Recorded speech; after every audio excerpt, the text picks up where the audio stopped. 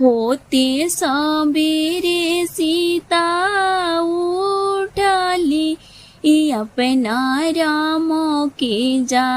गाँव से हो लाल अपना राम के जा गाँव से हो लाल भगवान के जा गाँव से हो लाल भगवान के जा गाँव से हो लाल उठी स्वामी भइले भिनो सारावा कब बनावा में जाई बेहोलाल कब बनावा में जाई बेहोलाल उठी प्रभु जी भइले भिनो सारावा कब बनावा में जाई बेहोलाल कब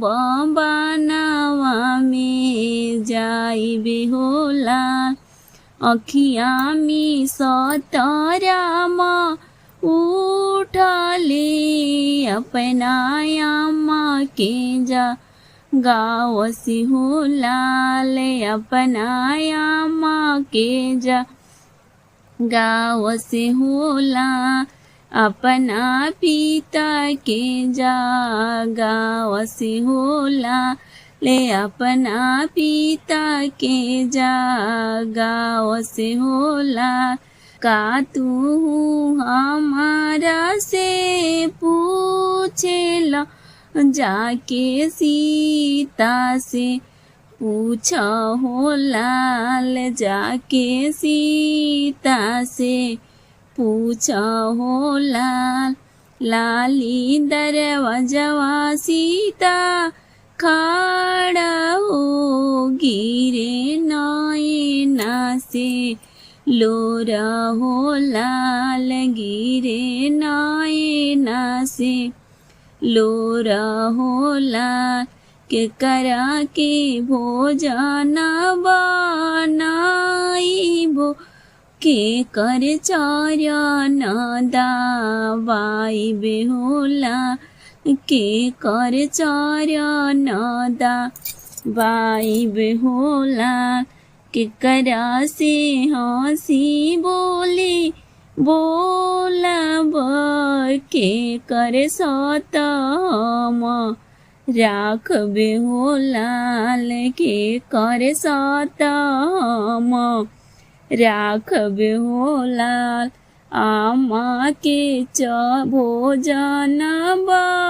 बनाइया आमा के चरण दबैया होला ले आमा के चरण दबैया होला लक्ष्मण से हंसी बोली बोली सतर की मार हो लाल सतर की मार हो लाल कुला रखिया मार हो लाल कुला रखिया मार हो लाल होते सबेरे सीता उठली अपना राम के जा गाँव से हो लाल भगवान के जा गाँव से हो लाल।